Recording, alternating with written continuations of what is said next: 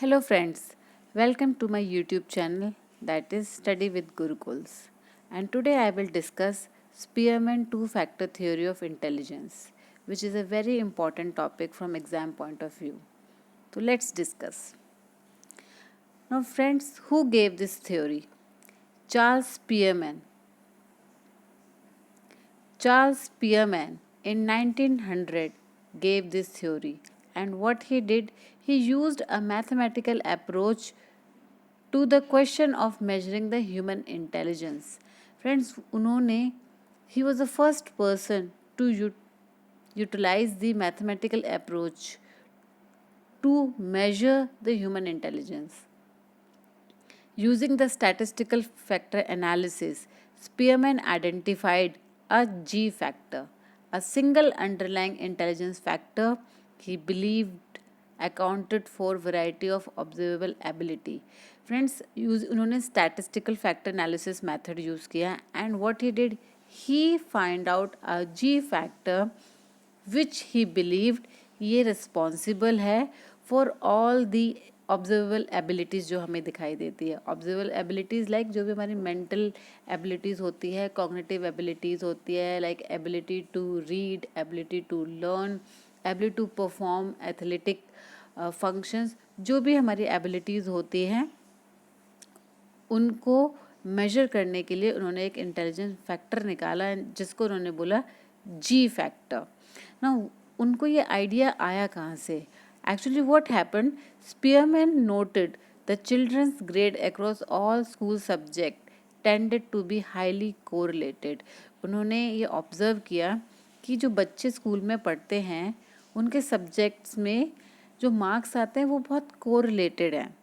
If a child did well in one subject, they generally also did well in another subject and vice versa. उन्होंने ऐसा observe किया कि जो बच्चा एक सब्जेक्ट में अच्छा करता है वो जनरली दूसरे सब्जेक्ट में भी अच्छा करता है. So what did this say about the nature of intelligence? तो उन्होंने सोचा ये हमें इंटेलिजेंस के बारे में क्या बताता है, ये कोरिलेशन क्यों है. So he devised a factor analysis to find out that relationship, ये relationship between two cognitive abilities क्यों है. एंड उनके लिए उन्होंने 2 टेस्ट पे डिफरेंट जो स्कोर्स है उनको कोरिलेट किया and then he analysed. The result was the two factor theory which he attempted to show that all cognitive performances can be explained by 2 variables, that is one general ability and many specific abilities. जब इन्होंने ये correlation निकाला factor analysis से, so he attempted, he try to show ये जो cognitive performances होते हैं ये 2 वेरिएबल से हम एक्सप्लेन कर सकते हैं. वन ही सेड कि एक जनरल एबिलिटी से एक्सप्लेन कर सकते हैं, another is the specific ability.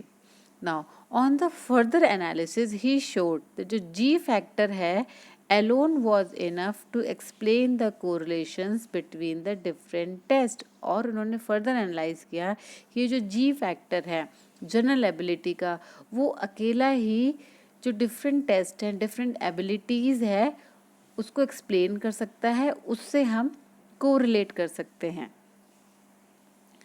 When people talk about IQ, that is intelligent quotient or intelligence, it usually this general mental ability that they are referring to. और जब people या हम और आप बात करते हैं इंटेलिजेंट क्वेश्चन की और इंटेलिजेंस की, तो बेसिकली हम किस चीज़ की बात करते हैं? हम उसी जनरल मेंटल एबिलिटी की बात करते हैं जो जिससे कि कॉग्निटिव एबिलिटीज़ हम रिलेट कर सकते हैं, परफॉर्म कर पाते हैं. So this is the two-factor theory which he gave. Now psychometrically इसका क्या importance है? Psychometrically G, that is a general factor as a construct, refers to the overall mental capacity behind a person's performance on any number of cognitive tasks. जैसे कि मैं पहले ही बता चुकी हूँ, साइकोमेट्रिकली इसका ये इम्पोर्टेंस रहता है कि जो जी है जनरल फैक्टर जो है it gives a reference to the mental capacity जो एक पर्सन के पास होती है to perform any number of cognitive task. Friends, जो भी कॉग्निटिव टास्क हम करते हैं उसके पीछे की जो मेंटल कैपेसिटी होती है वो कैसे निकाली जाए, कैसे उसका रेफरेंस कहाँ से मिले, वो हमें मिलता है जी फैक्टर से। That is a general factor जो कि हमारी मेंटल एबिलिटी और कैपेसिटी को दर्शाता है। Now, those who believe this view that intelligence can be measured and expressed by a single number, such as IQ score, this idea is that this underlying general intelligence influences performance and all cognitive. Friends, तो इसका base बना IQ score. इससे हम intelligent question निकाल पाए, इससे score हुआ और इसके बेसिस पे वी कैन टेल कि इसका जनरल इंटेलिजेंस क्या है, क्या रहेगा और इसकी परफॉर्मेंसेस क्या रहेगी, cognitive performance, mental abilities, mental performances क्या रहेगी। And statistically G is the way to account the variance. Variance means the variety of the cognitive abilities जो हम फाइंड आउट कर सकते हैं with the help of the G factor. Now, single factor has been shown to explain 40 to 50% of variance in individual performance on IQ test. This is why a composite score of many different tests are assumed to give an estimation of the G. Friends, ये जो G factor है, ये जो single factor है, it can explain almost 40 to 50% of variance, variety जो आ जाती है इंडिविजुअल परफॉर्मेंस में ऑन IQ टेस्ट। तो IQ टेस्ट में जो परफॉर्मेंस रहती है, it can deduce 40 to 50% of the variance. एक कंपोजिट स्कोर हमें इसी से मिलता है by the estimation of the G. And today almost all IQ test are based on the Spearman's work, like standard Binet test, which measures the different area of performance and contribute to the general intelligence. It is also the basis of the to find out the working memory, किसकी कितनी काम करती है। We can also, it is also a basis to know about the visual spatial reasoning. तो friend, आज जितने भी intelligence test होते हैं उनका बेसिस क्या है, उनका आधार क्या है, उनका आधार स्पीयरमैन टू फैक्टर थ्योरी ही है। Now, let me explain you more clearly with an example. मान लेते हैं कि general intelligence can be compare to athleticism. ठीक है, एक पर्सन का जो जनरल इंटेलिजेंस है एथलेटिज्म से, a person might be very skilled runner, but this does not necessarily mean that they will also have excellent skater. However, because this person is athletic and fit, they will probably perform much better on their other physical tasks than an individual who is less coordinated and more sedentary. इसका क्या मतलब है?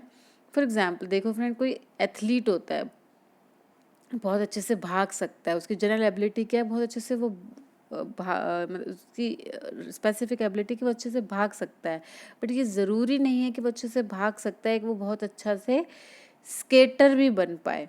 मगर क्योंकि वो अच्छा runner है, तो जो एथलेटिकनेस है उस पर्सन की, जो फिटनेस है, वो उसको बेटर करने में हेल्प कर सकती है। He can be better skater than the person who is less coordinated, who is less fit and more sedentary. मतलब जो बंदा ज़्यादा फिट नहीं है उससे वो बेटर करेगा। चलिए फ्रेंड्स, एक डायग्राम की हेल्प से और समझाती हूँ। देखिए फ्रेंड्स, यहाँ पे जी फैक्टर क्या है? फिटनेस। ये उसकी जनरल एबिलिटी है। This is the general ability ना, उसकी जनरल एबिलिटी है कि वो फिट है एक एथलीट में। ओके, नाउ फ्रेंड्स, वो अच्छी रनिंग कर लेता है, वो उसकी स्पेसिफिक है, क्योंकि वो स्पेसिफिक इसलिए है कि वो 100 किलोमीटर पर सेकंड भाग सकता है, दूसरों से ज़्यादा तेज भाग सकता है। That is the specific. Now वो ज़रूरी नहीं है कि अच्छा स्केटर भी बने। रनिंग के लिए हो सकता है उसको ज़्यादा फिटनेस चाहिए हो, एकदम स्लिम बॉडी चाहिए हो, बट स्केटिंग के लिए ज़रूरी नहीं है कि उतनी ही स्लिम बॉडी चाहिए। बट क्योंकि वो फिट है, so it will help him in skating to perform better. वो स्केटिंग में बेटर परफॉर्म कर पाएगा उन लोगों से जो कि फिट नहीं है।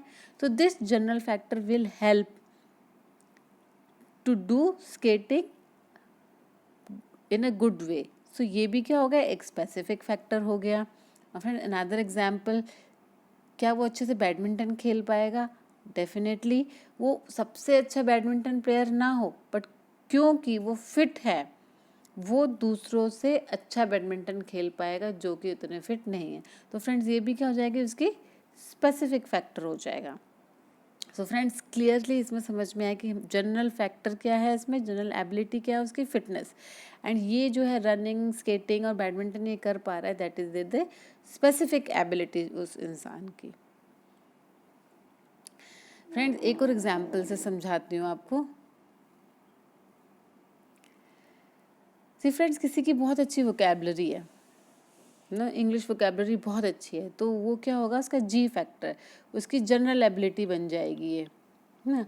एंड वो अच्छे से कॉम्प्रिहेंशन कर पाते हैं, राइटिंग कर पाती है, दैट इज दी स्पेसिफिक। तो इस ये जो जनरल फैक्टर है उसकी वोकेबलरी, इससे इसको हेल्प बेशक मिली है, बट ये उसके स्पेसिफिक है कि वो कॉम्प्रिहेंशन अच्छे से कर पाती है। अनदर फैक्टर क्या हो सकता है, दैट इज़ द रीडिंग, क्योंकि उसकी वोकेबलरी अच्छी है तो वो रीडिंग भी अच्छे से कर पाती है, that will become the specific ability. So friends this was about the Spearman to factor theory of intelligence. Hope ये आपको समझ में आया होगा और ये आपके एग्ज़ाम्स में बहुत हेल्पफुल रहेगा। फ्रेंड्स अगर आपको मेरी वीडियोस पसंद आती हैं तो प्लीज़ शेयर एंड सब्सक्राइब करें। Thank you.